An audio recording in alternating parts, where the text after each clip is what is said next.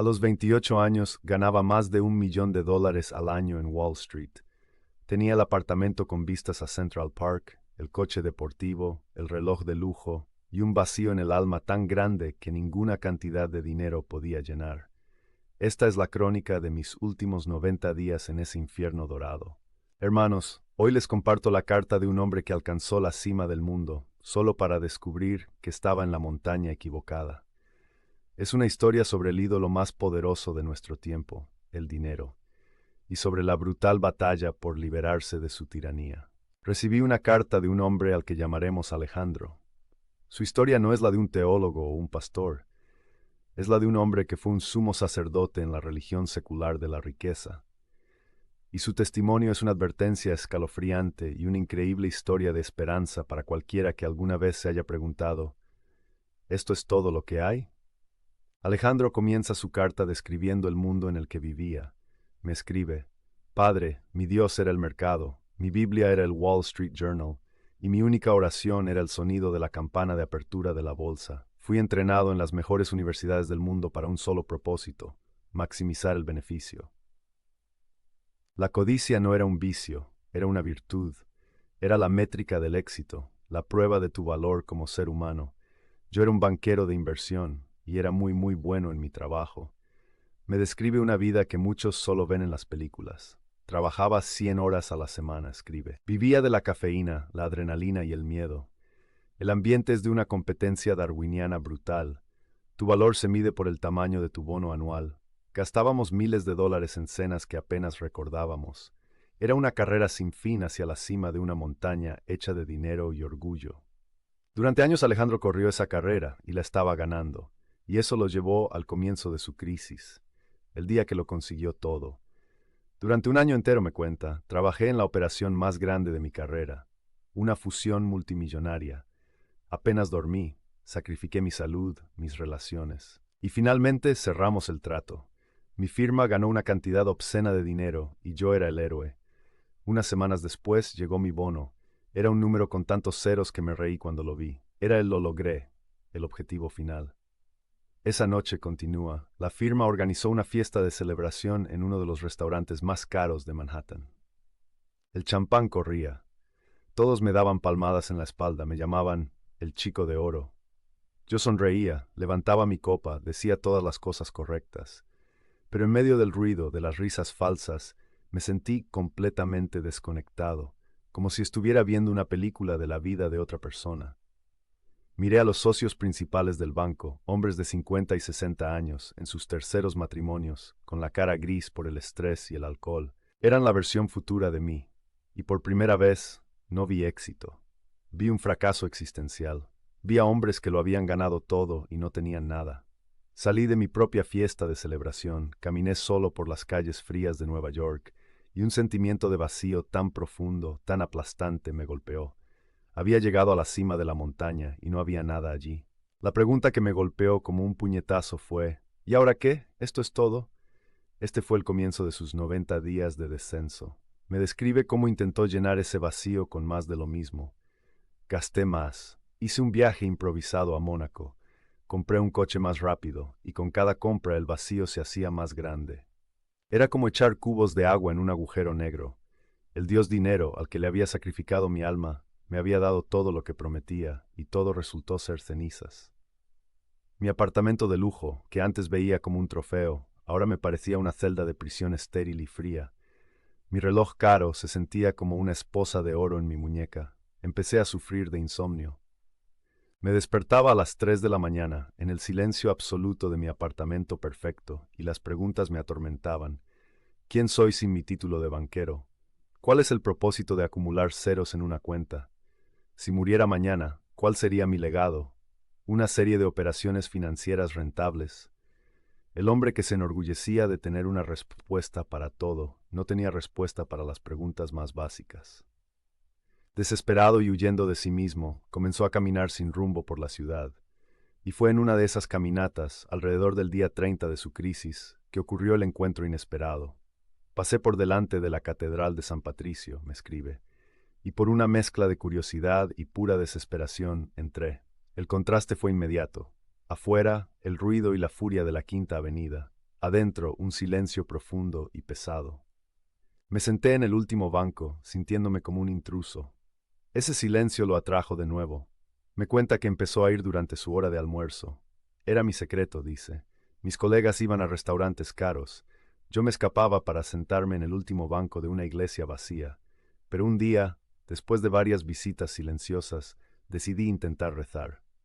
Me arrodillé torpemente. No sabía las palabras, así que le hablé a Dios como si estuviera en una reunión de negocios. Le dije, ok Dios, si estás ahí, este es el trato. Mi vida se siente vacía. Necesito un mejor retorno de la inversión en mi existencia. Muéstrame nada. Esperé y no sentí nada, absolutamente nada. Me sentí como un idiota. Mi mente analítica concluyó, hipótesis fallida. No hay datos que respalden la existencia de Dios. Me levanté enojado y avergonzado, y estuve a punto de no volver nunca más. Pero la desesperación era más fuerte que su orgullo. Volvió unos días después, y esta vez no fue el silencio lo que lo encontró, sino una persona. Estaba saliendo de la catedral todavía cínico, me cuenta, y un sacerdote anciano estaba en la puerta despidiendo a la gente después de la misa del mediodía.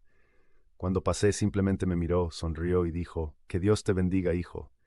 Padre, esa simple bendición, dada sin ninguna agenda, sin pedirme nada, rompió algo dentro de mí. Me detuve. Y con todo el sarcasmo que pude reunir, le pregunté, «Padre, con todo respeto, ¿cuál es el punto de todo esto? ¿Cuál es el beneficio tangible de venir aquí en medio de un día de trabajo?» El sacerdote no se ofendió. Me miró con ojos amables y me dijo algo que cambió mi paradigma por completo. Me dijo, el beneficio, hijo, es que por 30 minutos recordamos que no somos los dueños del universo. Recordamos que somos hijos amados, no solo productores y consumidores. Es una inversión en la eternidad. Los rendimientos son infinitos, pero no aparecen en el balance de este trimestre. Esa frase, inversión en la eternidad, fue un lenguaje que mi mente de banquero pudo entender, aplicado a una realidad que nunca había considerado. Ese sacerdote se convirtió en su guía. Y Alejandro comenzó a investigar, no para creer, sino para entender. Empecé a leer sobre la doctrina social de la Iglesia, me escribe, y me quedé atónito. La Iglesia tenía una crítica del capitalismo desenfrenado más profunda que cualquier cosa que hubiera leído.